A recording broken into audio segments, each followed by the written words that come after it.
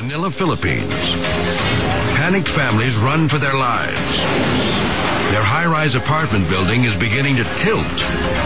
An urgent evacuation is underway when suddenly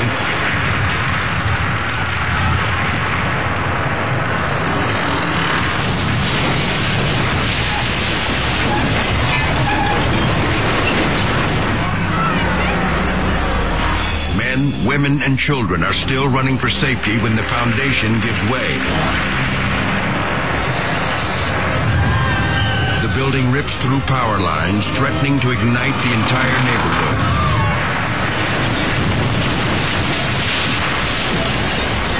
The tower finally comes down in a massive pile of pulverized concrete and steel.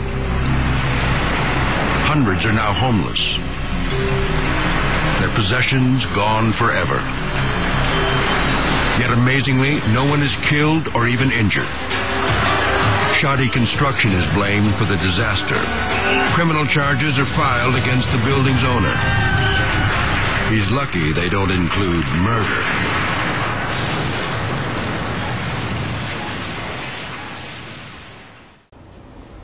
Muito bem, desde o jardim da infância até minha pós-graduação na COP, na Ilha do Fundão do Rio de Janeiro, eu estudei em escolas públicas. Eu me senti agora no dever de cidadão de poder devolver para a comunidade técnica o que eu aprendi, o que eu vi na minha experiência, pois nesses 44 anos de magistério na Universidade de Brasília e outros 10 na Faculdade de Engenharia e Esplan, e mais perto de 11 mil contratos e obras das quais eu fui responsável da técnica, achei por bem devolver um pouco dessa experiência, esse conhecimento para todos aqueles que pudessem me ouvir. De uma forma surpreendente, eu verifiquei que o número de acessos e interesses e perguntas e e-mails foi muito maior do que eu realmente esperava. Por isso, vamos reiniciar toda a contagem de acessos agora, porque eu quero então já começar a explicar algumas coisas que me perguntaram e responder alguns quesitos. Muito bem, a primeira grande pergunta é se existe alguma apostila do que eu estou mostrando lá. Na realidade, não existe mais apostila do que eu tenho falado lá sobre sapatas, estacas, tubulões, patologia, etc. Porque essas apostilhas, alguns anos atrás, já foram sendo transformadas em livros. O mais importante deles, o mais completo, é esse livro de Engenharia de Fundações, que não está na sua forma final ainda, porque são 800 páginas. Então, de tempos em tempos, a gente faz uma tiragem, eu peço ao editor para fazer uma tiragem pequena, para atender aqueles pedidos emergenciais. Ele trata, de uma certa forma, de tudo sobre fundações, com ênfase naquilo que os grandes escritórios de engenharia fazem, que é a aplicação de método semi-empírico estatístico, mas de uma forma moderna. Também o seu capítulo 17, que é muito interessante, tem toda a parte de patologia, recalques admissíveis, fatores de risco e outras novidades que resultado das minhas pesquisas. Em segundo lugar, também publicado pela COP, na época, um livro sobre sondagens. O primeiro livro de fundações, ele está de uma certa forma esgotado. De tempos em tempos, como eu disse, faço uma pequena tiragem.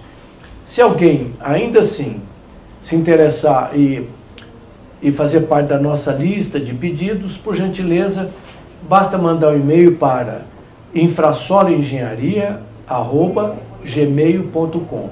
Ao final eu repito novamente. O segundo livro é Sondagens, que foi na realidade o primeiro livro de sondagem publicado no Brasil, que foi publicado a primeira versão em 1972 na COP.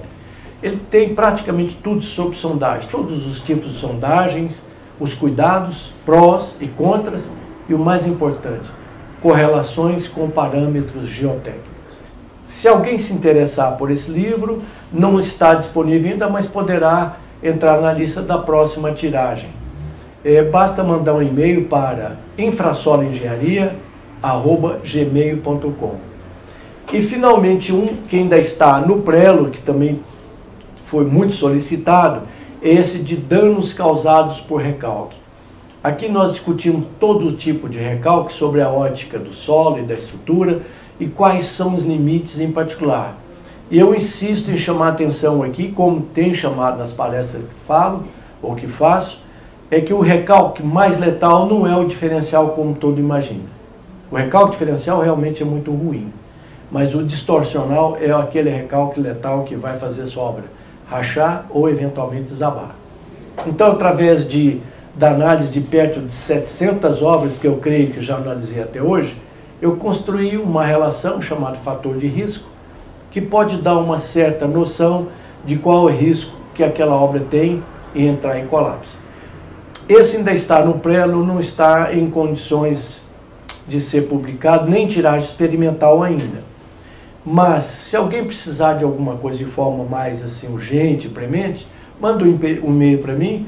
Quando eu tiver um tempo, eu mando a resposta ou mando tabelas daquilo que se precisa.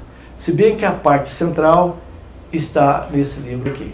Então, agradecendo a Infrasolo e a Fundex de Brasília, nós passamos agora a essas aulas do YouTube, que vamos começar a recontagem depois dessas explicações. Só espero poder ter sido útil. Esses tipos de fundações, nós praticamente resolvemos todas obras de fundações. Então, nós podemos separar as fundações em alguns grupos. Primeiro grupo, fundações superficiais. Também chamada de rasas.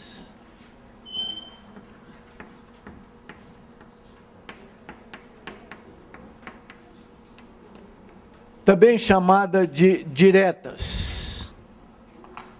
Aqueles que estão anotando podem anotar a definição.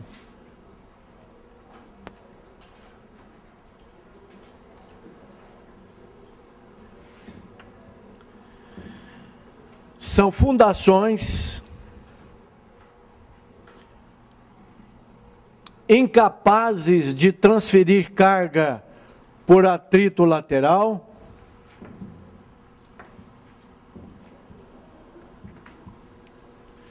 cuja profundidade é menor ou igual a 1,5 ou 2 vezes, dependendo do autor, cuja profundidade é igual ou menor do que 1,5 ou até 2,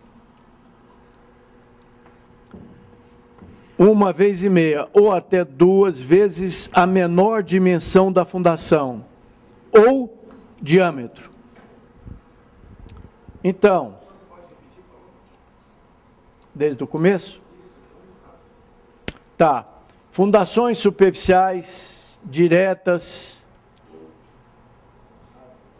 ou rasas são aquelas incapazes de transferir carga por atrito lateral, cuja profundidade é 1,5 ou até 2, depende do autor e das condições do solo, 1,5 a menor dimensão ou diâmetro.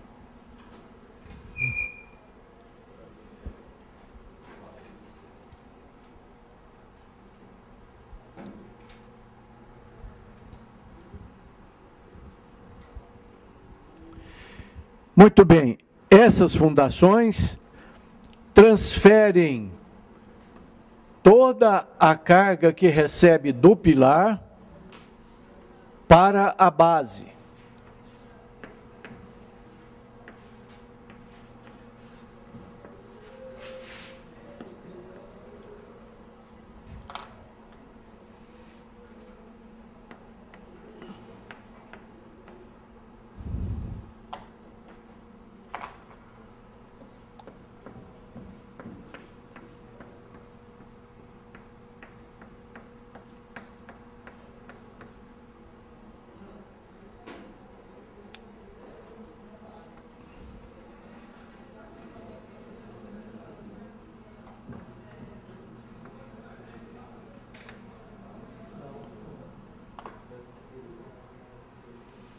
elas são incapazes de transferir cargas por atrito lateral no fuste.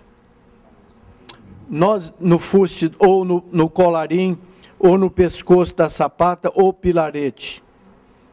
Nós veremos durante todo o desenvolvimento do curso que, em geral, uma fundação transfere carga. Pode transferir por atrito lateral, como está aqui no giz. Depois eu vou explicar isso melhor.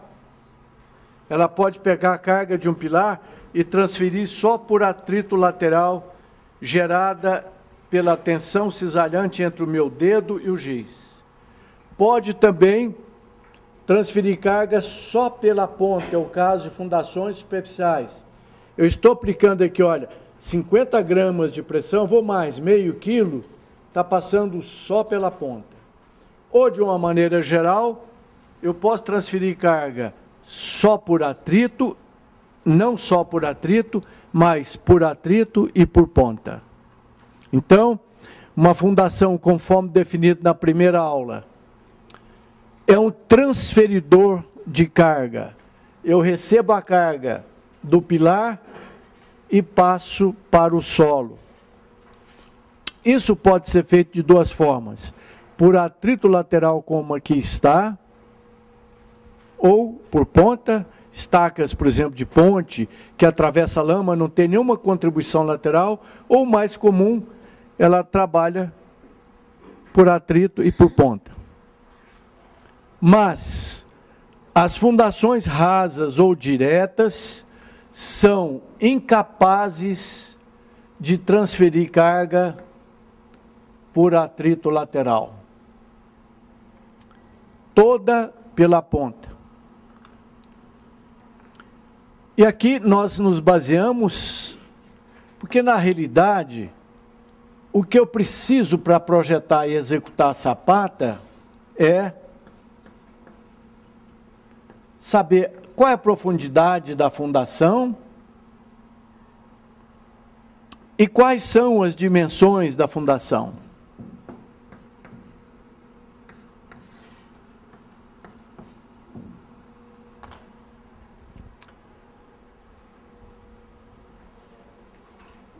Muito bem. Todos vocês já viram o laudo de sondagem, mas eu vou trazer aqui um laudo de sondagem para vocês só relembrarem. Há uma recomendação na prática de que não se coloca a fundação em terreno com menos de 20 golpes na sondagem, aqueles 20 golpes para fazer cravar 30 centímetros. É possível, em alguns casos, implantar fundações até em terrenos de 10 golpes, mas há um risco muito grande de se ter recalques a longo prazo, e esse recalque vai trincar a sua obra ou vai fazer ela desabar. Então, a profundidade normalmente das fundações superficiais é escolhida pela sondagem. Nós vamos fazer isso várias vezes, nós veremos isso durante o curso todo. Não é bom implantar nenhum tipo de fundação com SPT, que é o índice da sondagem, com menos de 20 golpes. É possível, em alguns casos, isso acontecer, mas são casos especiais, precisa tomar cuidado. Quer dormir em paz? Faz o que a Bíblia diz, implante a sua casa em rocha. Então, 0, 10, 20, 30, 40. Esse é mais ou menos um diagrama esquemático. Você vai tendo furos de sondagem, valores da penetração por aqui, mas o ideal é implantar qualquer tipo de fundações, estacas, tubulões, fundações superficiais, em terreno com SPT acima de 20.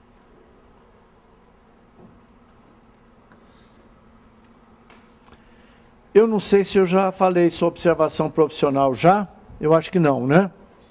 Então, observação profissional número 7. Hã? Mas, já falei. Muito bom. Por que a fundação superficial não é capaz de transferir carga por atrito lateral, como eu estou segurando esse microfone? Só atrito lateral entre minha pele e a peça de aço aqui polida. Só por atrito lateral. Se eu botar uma ponta, vai colaborar nesse atrito. Mas a fundação chamada superficial não transfere carga por atrito lateral. Por quê?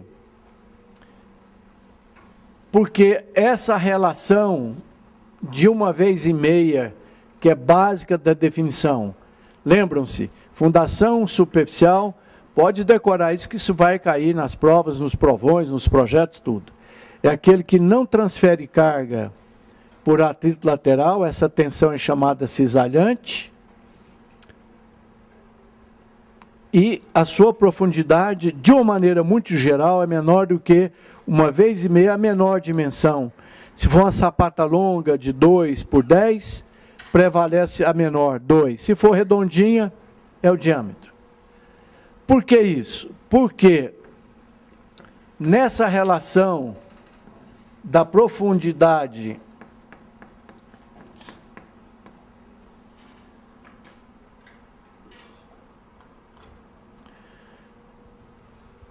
com o tamanho da sapata,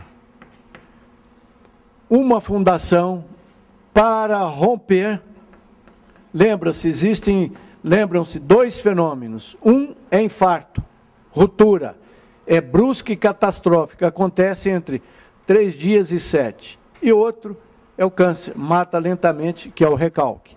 Então, para que haja a ruptura, ou seja, quando a carga do pilar atinge a carga de ruptura, a fundação entra no chão.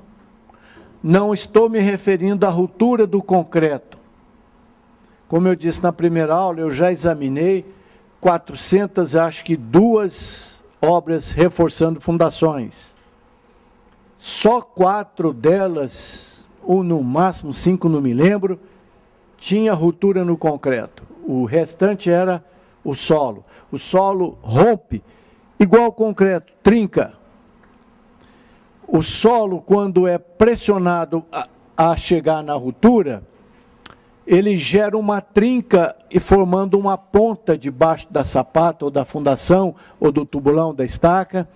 Como não é possível empurrar isso até o Japão, porque a pressão é muito grande, ela desvia essa força para a lateral, e geralmente o prédio ou a ponte tomba para um lado e levanta uma massa de solo, quando o fenômeno é um fenômeno de ruptura. Muito bem. Essa trinca no concreto aí, normalmente ela pode acontecer quando o terreno é mais rígido, digamos, uma rocha? A pergunta dele é se essa trinca no concreto pode acontecer. Se não nessa aula, na próxima eu vou falar sobre estruturas críticas. Estrutura crítica na engenharia é aquela que desaba sem muito aviso. Eu não conheço nenhum caso, eu já examinei perto de 700 obras. Todas elas avisaram. Às vezes o aviso é meio sutil. Por exemplo, marquise, que é muito grave, essa que é perigosíssima, a trinca acontece em cima. Então ninguém sobe em cima de marquise para ficar verificando se a tela trinquinha na junção dela com a estrutura, se está existindo. A gente vê de baixo, manchas. Se tem ferrugem, é sinal de que o ferro negativo, que é o principal, está sendo corroído. Então tem que subir em cima e corrigir. Ou flecha. Ela cede um pouco quando enfraquece, entendeu? Muito bem.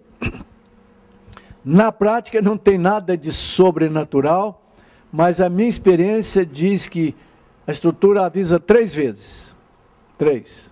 A primeira dá um estalo, que deve ser parede, drywall, gesso, etc. Mas o morador, o usuário, sabe que é um estalo ruim, sabe? Percebe. Você, como uma pessoa que vai ter infarto, ele sabe que aquela dor é de infarto.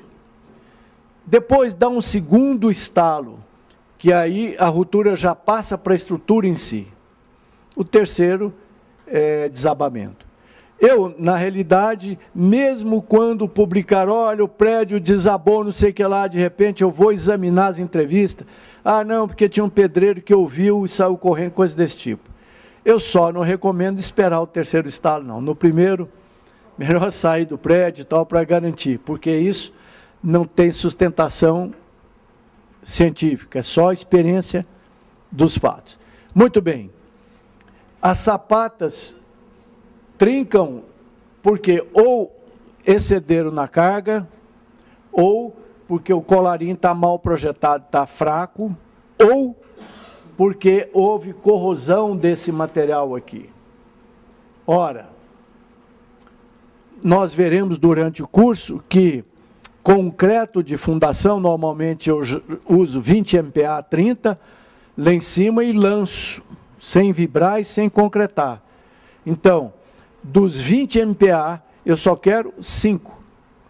5 MPa é um concretinho vagabundo, um solo cimento, dá 5 MPa. Então, nós veremos que nas fundações, eu não preciso de concreto de alta resistência lá embaixo. Em cima, sim, porque ele vai sujar, vai segregar. Só nas sapatas, que ela é estrutural. 20 MPa em cima, 20 MPa aqui. Mas por isso há uma tendência dos mestres de obra, dos engenheiros, não ligarem muito para os pilaretes ou colarim que liga a sapata aos blocos, sapatas à cinta. Porque há o jargão popular de que o concreto de fundações é um concreto fraco. Portanto, se os senhores forem fiscais um dia, não precisa exagerar no concreto, não. 20 MPa lá em cima, pode segregar, pode cair na água, pode bater na parede, sujar de terra, que dá 5 MPa embaixo. Não é usual descer nem tubulões onde a gente desce para vibrar nem nada. É até perigoso vibrar, porque se a vibração não for cuidadosa, eu puxo lama para dentro do concreto. Então, se tiver que vibrar um dia, vibre dentro da ferragem, mas não encosta a agulha na ferragem. Senão ela liquefaz o solo e puxa a lama para dentro. Muito bem. Como isso fica enterrado, e em cidades, principalmente litorâneas, que não tem tratamento de esgoto, tem fossa cética, sumidouro. Então já há uma relaxação aqui. Eu vou mostrar slides para vocês depois. Tem prédios de 10 andares que isso aqui sumiu. Né? Tem outros que avisaram a tempo e tem outros que caíram por causa disso. Muito bem, normalmente essa água servida, ela decompõe o concreto e corrói o aço. Então, quando é que o pilarete pode quebrar por cisalhamento? Quando a carga é aumentada, você faz mais andares, ou erro no projeto. Ou quando a dimensão do pilarete é relativamente pequena. Ou a pior das situações, e a mais comum, pelo menos na minha experiência, é que decompõe o concreto ali. Água, lama, sujeira, solo ácido, ele ataca o concreto, ele depois despassiva o aço, ou seja, ele aumenta o pH do aço, ele entra em corrosão. Desculpa, ele diminui o pH, fica mais ácido o concreto e corrói o aço. Portanto, vai aqui, antecipando, respondendo a pergunta, qual é o seu nome? Do Leandro. Uma observação profissional número 6. 7. Essas observações estão em destaque nas primeiras folhas, porque não pode ser esquecida nunca. Isso vem da experiência. 7.1. Dobre a área dos pilaretes. Aqui eu não sei como é que se chama, colarim, aqui é pilarete. Mas tem lugar que é chamado de colarim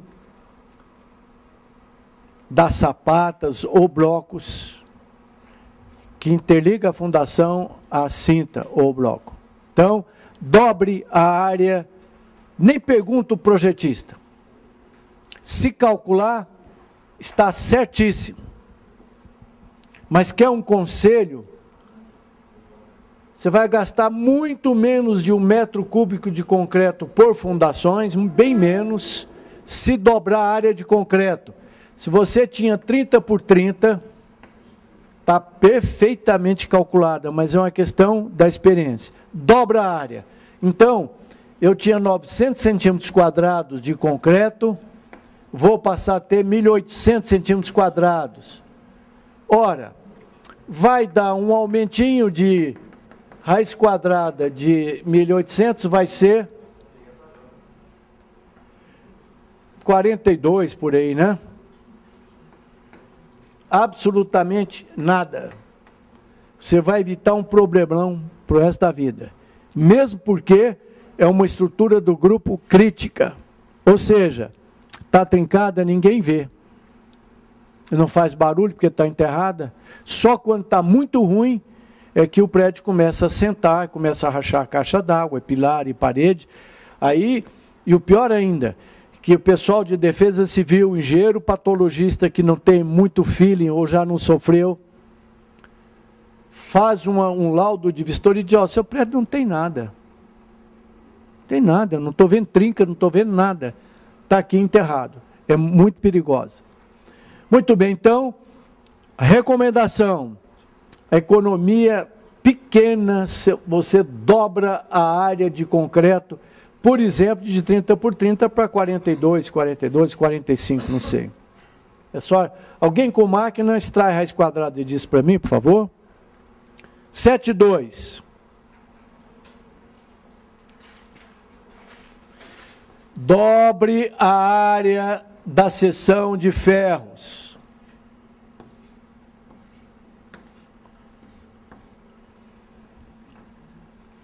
Vamos supor que você tivesse calculado, ou já vem no cálculo, 4 barras de 12 milímetros, que é um conselho, dobra, tá certo? Isso deve dar 4 centímetros quadrados de ferro por aí. Põe 8 centímetros. Sabe quanto custa isso? 0,0. Você pode usar ponta de ferro, porque isso costuma ter, veja bem, não é bom nunca, jamais coloque a fundação sem enterrar ela. A 0 metros é ruptura eminente, porque esse solo é expulso facilmente. Sempre é 1 metro, 1,5 metros ideal, mesmo porque seu vizinho pode um dia escavar, pode haver uma erosão, e essa faixa é uma faixa de muito entulho. Então, 1,5 metros. Se você tiver uns 60 centímetros, se for sapata flexível, ou 1 metro se for bloco, vai ter 50 centímetros de colarinho. Sobra de ferro, você coloca toda ali. Vai ganhar uma segurança adicional a custo zero. Então, voltamos ao assunto. Para haver ruptura de qualquer material, inclusive no concreto, rompeu por compressão. Aqui não dá, mas se tiver um tempinho depois eu dou uma aula sobre patologia e interpretação de trincas, é o que eu faço o dia inteiro. Pilar trincou por compressão, cuidado. Você tem, eventualmente, o principal inimigo das obras não é tensão, não é ruptura por compressão, é cisalhante. Realmente, quem provocou? Compressão, mas ela rompeu por cisalhamento. Cisalhamento implica no deslizamento de uma partícula em relação a outra. Isso é um nome maravilhoso espanhol, cisalhamento. Implica em movimento de partículas. Recalque não. Não há deslizamento, há simplesmente uma aproximação, diminui os poros. São 2 fenômenos, um lento, vai saindo a água, lembra? Nós já falamos no recalque primário, adensamento e tal. Aí o outro fenômeno, cisalhamento. Desculpa. Muito bem. Querem anotar? Isso não é observação profissional, mas coloca aí. Você sabe o que é tensão cisalhante?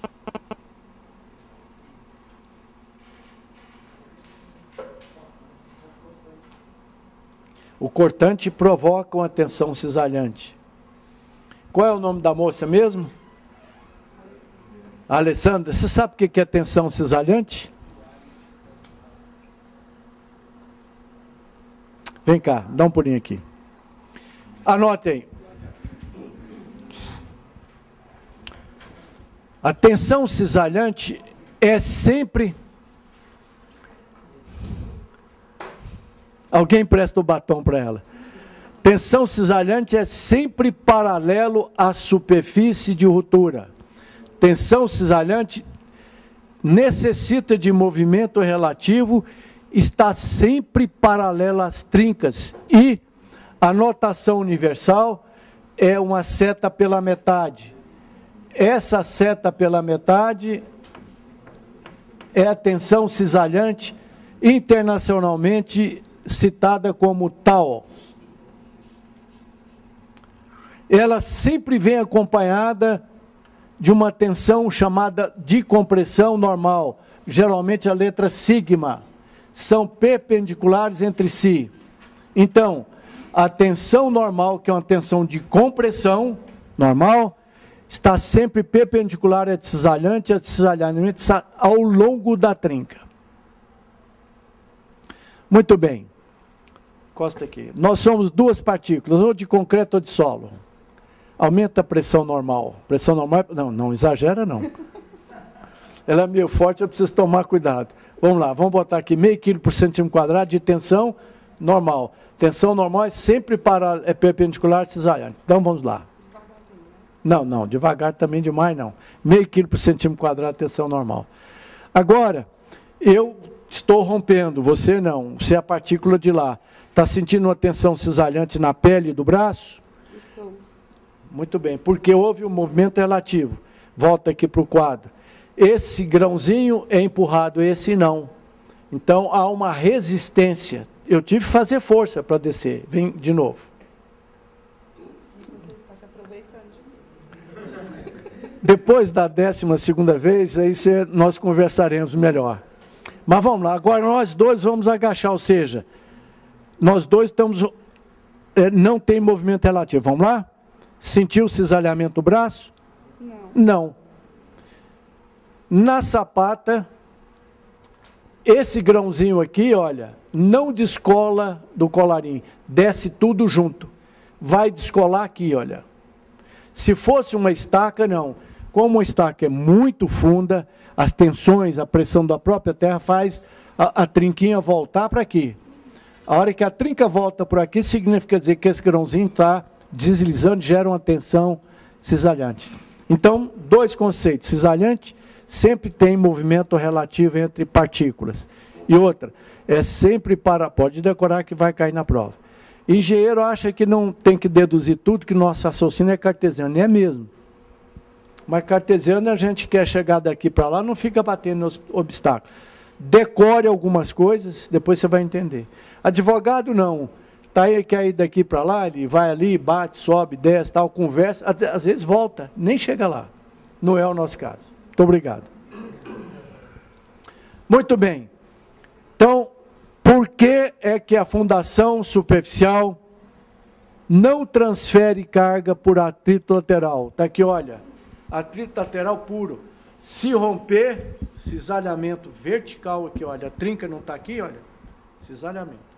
Então, ele não transfere carga, porque como ela é rasa, e quando é que ela pode ser chamada de rasa? Não sei.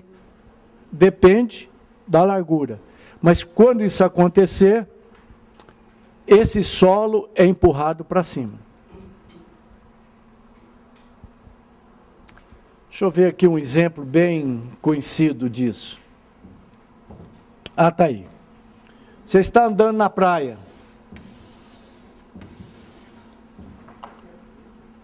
Não muito dentro d'água, porque a areia fica compacta, não vai romper, e nem muito longe, muito fofa. Você pisa na praia, na areia da praia.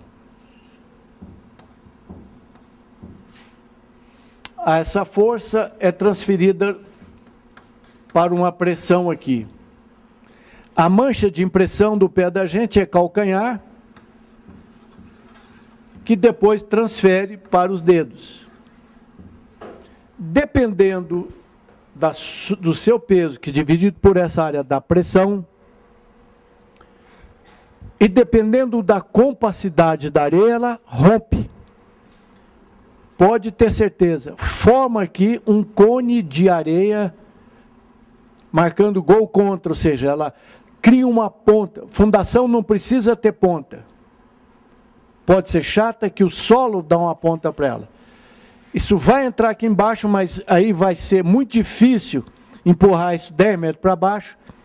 A trinca desvia, o grãozinho pula para cá. Não sei se sente, faz até um creque e pula a areia para fora. É o mesmo fenômeno de ruptura de fundação superficial. Inclusive, quem tem pé chato, sente cócega aqui, olha. Porque a pressão da areia vai apertar a sola do seu pé. O fenômeno mais ou menos esse. Se fosse profunda, você não conseguiria levantar aí 1 tonelada de areia. Corta um minutinho só. Então, se fosse uma fundação profunda, quando você aplica uma carga nela do pilar que vai levar à ruptura, ela vai entrar no chão, vai formar o cone, mas impossível levantar 100 toneladas de terra. A trinca volta sobre o fuste, que é o corpo da estaca, até lá em cima. Aí sim, o grãozinho de concreto desce, o grãozinho de solo fica. Aí gera uma tensão cisalhante, gera atrito lateral. Caso contrário, não, porque a superfície de ruptura não vai passar pelo fuste. Lá de Geotecnia 1, alguém se lembra qual é o valor dessa tensão chamada de tensão geostática? Ou seja, o próprio peso do solo, alguém se lembra? Eu quero saber qual é a pressão aqui a 10 metros de profundidade. Alguém se lembra? Gama vezes H. Nesses livros, principalmente no meu capítulo 2 e capítulo 4, você acha o valor do gama. Mas quando a gente não tem, tem um valor médio aceito como geral. Alguém se lembra quanto pesa o solo? 1,6. Então, se eu tenho uma estaca de 20 metros de profundidade, vai dar 1,6 vezes 20, que dão 32 toneladas em cada metro quadrado. Então, esse solo não levanta. Ele é conduzido para aqui, para o fuste, que é a filosofia central do cálculo. Muito bem. Então, nós temos as fundações superficiais, que é a primeira família de fundações. Em algumas regiões do Brasil, como é o caso de Brasília, não é possível usar fundação superficial. Nem radier, nem sapata corrida, nem alicerce. Porque o nosso solo tem um problemazinho congênito, que é o colapso. Se chover, ele vai perder resistência. Portanto, as nossas fundações, em geral, têm que ser profundas. Quase todo esse solo vermelho do Brasil tem essa doençazinha congênita, que é um solo colapsível. Tá? Muito bem. Então, nós temos as sapatas.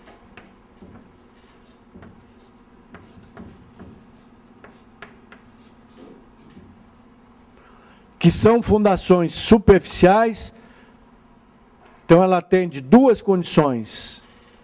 Primeira, não transfere carga por atrito. A segunda, profundidade menor do que 1,5 vezes o diâmetro, etc. São fundações superficiais flexíveis.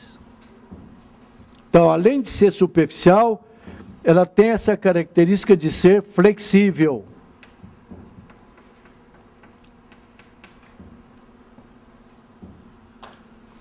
Em geral, não é uma regra absoluta, mas quando a alturinha da sapata for menor ou igual a 1/4 do seu lado menor, ela é flexível. muito usada em região de praia que tem areia compactada, em região de solo duro, por exemplo, em Águas Claras aqui, em Brasília, que é aquela selva de pedra, né? Tem locais, cuidado, é muito traiçoeiro o solo lá, tem locais que eu tenho que fazer estaca tipo hélice, com 25 metros de profundidade de terreno, péssimo. Tem locais que eu faço sapata. Acabei de fazer sapata lá ano passado para um prédio de 28 andares. Sapata, 2 metros de profundidade. Terreno muito bom, 40 golpes, 50, bem raso. Então, quando ela é flexível, o que acontece com a estrutura flexível? O que ela tem que ter para não quebrar? Aço. Então ela tem que ser armada. E o concreto não é aquele concretinho de 5 MPa, não. É um concreto de 20, 30 MPa. Muito usada. Então, ela é estrutural. Então, o concreto é estrutural e armada. Tem uma outra fundação superficial, também que depende só da estudo de custo, chamada bloco de fundação. Não confundir com bloco de coroamento.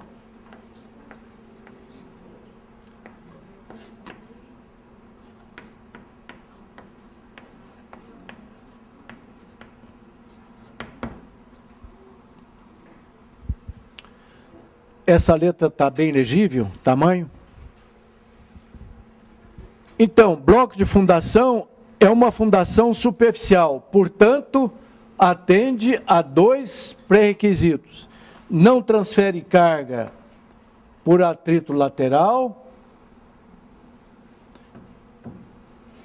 e a sua profundidade é menor ou igual a 1,5 vezes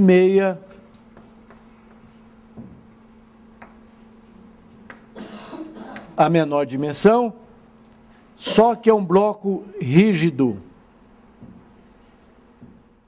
Quando possível, então, concrete contra barranco. É difícil explicar isso para um fiscal, mas o concreto do solo, do baldrame, da cinta e do bloco, em contato com o solo, vai contar com ajuda muito importante, chama-se empuxo passivo. Se houver um erro de locação, que sempre tem, 68% das obras de fundações que eu examinei, cheio de fiscal e topógrafo, tinha erro de locação. Depois eu vou mostrar mais tarde que 10% do diâmetro você pode errar, que não tem problema não. Ou seja, um tubulão de 1 metro, se errar 10 centímetros, pode continuar dormindo em paz. Então, melhor concretar contra barranco, porque você vai contar com uma ajuda muito boa, chamado empuxo passivo. O nome é o nome trocado errado, o passivo é o maior. Vai economizar uma escavação maior, porque quando você vai botar forma, tem que ter um espaço para o carpinteiro entrar. Vai economizar madeira, vai economizar mão de obra para fazer a forma, vai economizar a retirada da madeira, vai economizar a compactação, porque ela não pode ficar frouxa. É muito comum encontrar tábua podre e tal, a fundação está solta do solo, isso é um problema. Vai ganhar com tudo isso o empuxo passivo. Portanto, basta chapiscar a parede, desde que seja um solo coesivo, senão ele fecha. E coloca uma cama de brita no fundo, compacta bem, que ele vai te ajudar numa necessidade maior, que é o recalque imediato. Tá bom? Muito bem, pois não.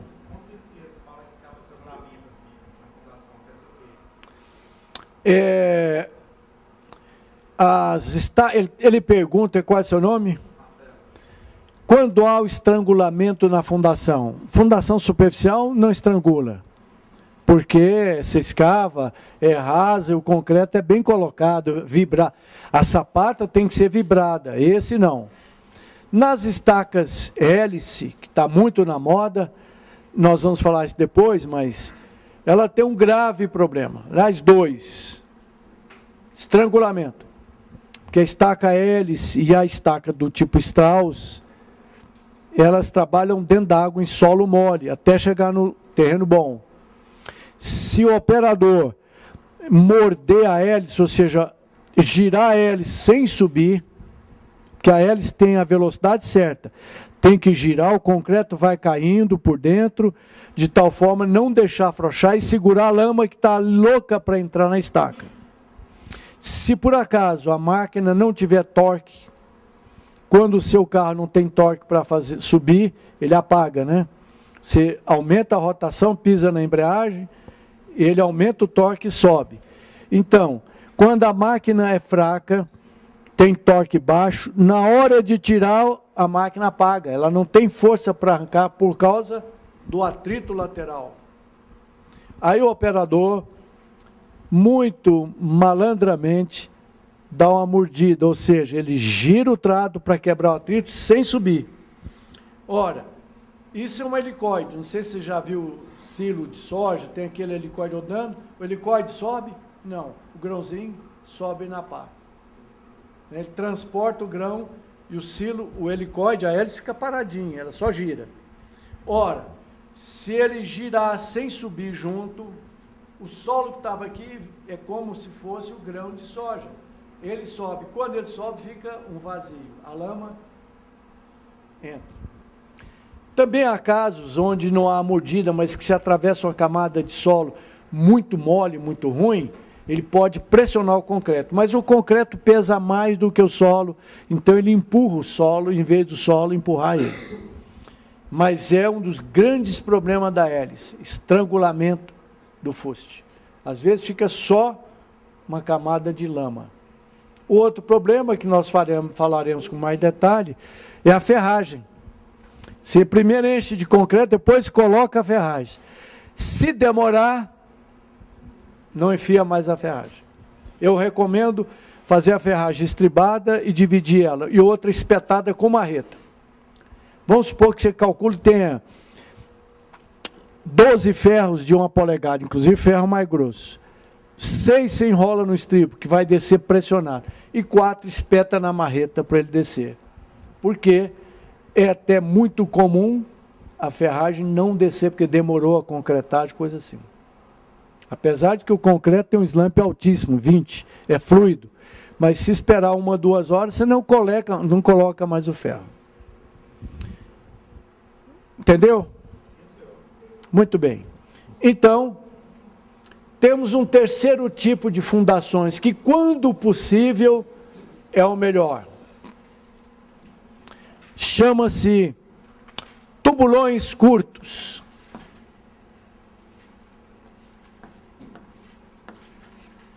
Nós veremos mais tarde que tubulões propriamente dito são fundações profundas onde sempre prevê a descida de alguém dentro. É a única diferença de tubulão e estaca. Se fizer um tubulão que vai descer alguém, porque tem que descer, abre uma base, nem que não precisa. Uma basezinha cortada 10 centímetros, porque o tubulão tem que ter 60. A não ser ter uma... Eu tenho uma equipe de piauense que é muito bom, que desce em tubulão de 50. Mas não é todo mundo. Então, já que desceu, risca 10 centímetros. O tubulão que tinha 60 passa a ter 80. Faz uma basezinha, porque o tubulão leva vantagem. Você limpa o fundo, rapa, deixa um terreno muito bom. Ora, um tubulão de 60 tem área de 0,28 metros quadrados. Um tubulão de 80 tem meio metro quadrado. Você dobra a área gastando uma lata de concreto. Você dobrou a força. Né? Se dobra a área, força é igual a área vezes pressão. Tá bom? Então, existe a possibilidade de fazer tubulão curto. Qual é a característica do tubulão? É uma fundação que se desce dentro. Ora, se tiver terreno coesivo resistente, é possível, mesmo superficialmente, se ela é superficial, nós estamos na família de fundações superficiais, a profundidade menor do que 1,5 vez o diâmetro e não transfere carga por atrito. Mas é possível ter a melhor condição técnica, escavado internamente. O homem entra por dentro e escava. Quando possível, quando for segura, precisa tomar cuidado. Às vezes tem gente escavando aqui, tem caminhão de concreto aqui em cima. Precisa tomar cuidado. Né? Às vezes existe bem, mas isso não é permitido. Você não deve deixar rolar veículo pesado aqui em cima, porque essa altura é muito pequena, pode soterrar o escavador. Então, é um tubulão porque é feito por homem. Pode ser por máquina, mas não existe máquina que alarga a base. Não existe ainda uma máquina boa. Nós temos uma que alarga até 1,40 m, mas tem que descer alguém para limpar e tal. E tem base de 5 metros de diâmetro, 6. Eu já fiz perto de 1000 bases de 8 metros de diâmetro, tamanho dessa sala. Isso é comum. Então, tubulão curto, desde que você mantenha os 60 graus, ele é estável, você escava, enche de concreto. Não precisa escavar a caixa. Aqui você tem que escavar antes a caixa. Tem o custo de tirar a terra para cima. Se chover, vira uma lambreca, porque a água cai aqui e vem direto para a cava, vai amolecer o seu solo. Depois tem o custo de trazer a terra para cá, e isso tem que ser compactado a cada 30 centímetros, aqui e aqui. Senão vai virar um foco de infecção, ou seja, esse terreno fofo vai armazenar água que vai amolecer a base. A sua laje de piso vai quebrar aqui, em volta do pilar, simulando um recalque, que é um problemão, mas vai ver, é simplesmente porque o aterro ficou mal compactado. Então, o solo fica original. Eu preservo todas as tensões, cisalhantes e tal. Não preciso escavar, economia 1. Não preciso reacterrar, economia 2. E tem muito mais condição técnica. Pois não? Como é que é assim na prática? Se ângulo de 60 graus, o cara fazer isso lá, a pessoa entra... A gente vai calcular isso, mas isso é muito fácil. Você já tem o diâmetro da base. Já tem, porque nós vamos calcular o tamanho da base. Se é 60 graus... tangente desse ângulo é cateto oposto sobre adjacente. Calcula a altura fácil. Ele, na realidade, esse tipo de fundação escavada manualmente, eu primeiro escavo só o fuste. Desço, tubulão, eu desço. O terreno está bom. Existe o estiletezinho padrão. Aliás, alguém precisa patentear um esclerômetro de solo, que funciona bem. Nós descemos por experiência, por comparação, eu sei que esse terreno está bom. Calculo para 4 quilos por centímetro quadrado. Ou seja, uma pressão que não vai nem recalcar e nem romper. Aí, tá ok? Alarga a base. Mas lá no projeto já tem altura. Fácil de calcular. Isso aqui, olha, eu tendo a base, tem um fuste, isso aqui... tangente desse ângulo é o tronco que eu quero. Não, às vezes tem... A norma está recomendando base no máximo 2 metros de altura, mas essa norma foi feita por quem fabrica a máquina, para tirar o tubulão do mercado. Ou para fiscal do trabalho, que morre de medo porque nunca desceu dentro do tubulão. Eu já fiz 40 mil, eu desci pessoalmente em 12 mil tubulões e estou aqui, eu acho que não é... assombração nem nada, estou em carne e osso, entendeu? Muito bem, se for uma base alta, ele põe uma escada, mede, né? 4 metros, põe uma escadinha e começa a escavar, fica maravilhoso. Se eu tiver uma obra segura, relativamente, todo mundo vai descer no tubulão. Muito bem, então, uma outra excelente fundação, a melhor superficial, é o tubulão curto. Tem um senão, tem que ser terreno coesivo, resistente, porque senão fecha e soterra a pessoa. E finalmente,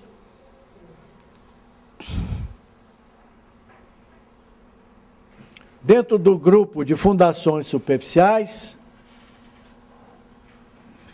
nós temos os radiês. Se não fosse difícil de calcular, e obriga a se fazer uma provinha de placa no terreno, seria a melhor fundação. O que é o radier? É uma placa de concreto, transmite pressões baixas para o solo, né? Você imaginou que legal se eu fizesse escavação do subsolo e fundia uma placa lá e pronto, subiu o prédio? É possível, mas é chato de calcular, impreciso e tem que fazer ensaio. Então nós temos os radiers flexíveis.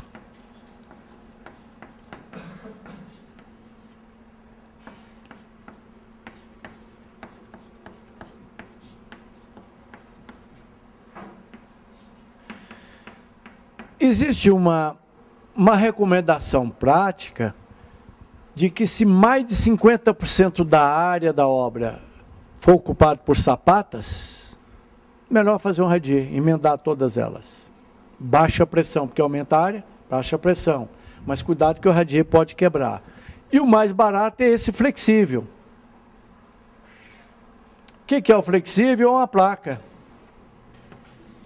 que vai receber todos os pilares. Então eu posso ter uma série de pilares aqui, olha. O grande perigo e o problema é ela quebrar por ser baixinha. Meio metro, 40 centímetros, 60, depende da obra. Então, possivelmente é a fundação do futuro. Mas tem que se fazer ensaios. E hoje, com computadores ágeis, vai dar para calcular bem, métodos, elementos finitos. Eu me lembro que a primeira vez que eu calculei um radier, nós usávamos... eu usava um computador, um IBM 1130, o famoso Galileu, tinha 8K de memória. Vou repetir. 8K de memória, que é muito menos do que o celular desse. Para rodar o programa, não tinha monitor, era conversado com esfera. Tinha que furar cartão. Esse programa era gigantesco. Eu tive que dividir ele em, sei lá, acho que 7 partes. Resolvi um pedaço por no computador, levava 1 hora cada. Então, ele imprimia com aquela esferinha. Tinha um errinho lá, 800 linhas. A gente tinha que ir no código de erro, ele dizia, erro número A6. Você ia lá no código, reperfurava o cartão e voltava. Hoje, isso se faz em minutos. Eu quero crer que se continuar evoluindo os métodos dos elementos finitos, se a gente tiver parâmetros, porque método nenhum de cálculo presta se os parâmetros não forem bons. Fazendo isso, vai ser uma grande fundação. Então, nós temos o radier flexível, e se desconfiar que ele vai fletir muito, vai quebrar o prédio, nós fazemos o radier rígido, ou, antes, semi-rígido, ou radier grelhado. O que eu faço? Para enrijecer ele, eu faço uns sistemas de viga em cima.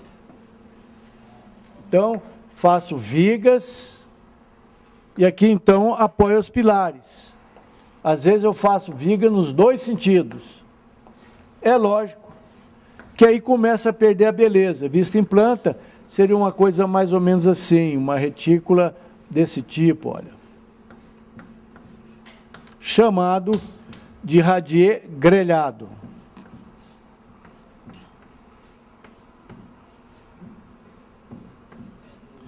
Em cada nó desse, desce um pilar. Encarece, porque dependendo do porte da obra, essa parede pode ter 1 metro de altura. Né? Pode ter 1 metro de altura para evitar flexão. E, finalmente, o radier celular chamado egg box, ou seja, radier rígido.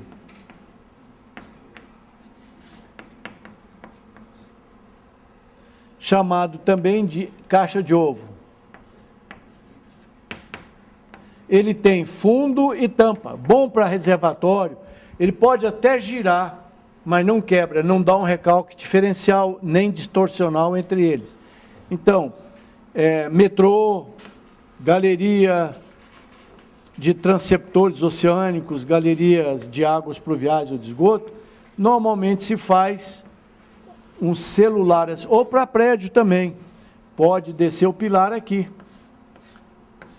Não é um radier barato, porque tem muito concreto. Se fosse possível, melhor seria uma estaca em profundidade. Muito bem, podemos fazer um break nessa aula agora, né, porque senão eu termino o curso hoje, a intenção não é essa.